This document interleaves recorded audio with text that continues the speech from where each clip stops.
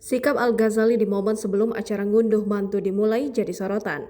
Sebelumnya diketahui saat foto keluarga sebelum memulai acara ngunduh mantu, nampak Safia Ahmad bersedih di atas panggung.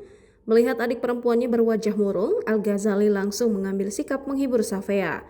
Putra sulung Maya Estianty dan Ahmad Dhani itu nampak mencium kening dan mengelus pipi Safia Ahmad yang berdiri di sampingnya dengan raut wajah sedih tersebut sebelum mulai foto.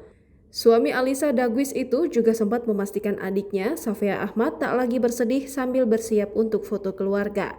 Al-Ghazali pun kembali mengelus pipi adiknya yang berusaha menahan air mata ketika akan foto keluarga. Momen ini terekam dan diunggah oleh akun TikTok @blue.sky1353.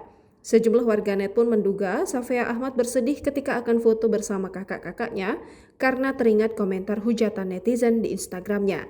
Sebab anak Mulan Jamila ini ikut terkena imbas hujatan netizen karena teringat masa lalu ibunya.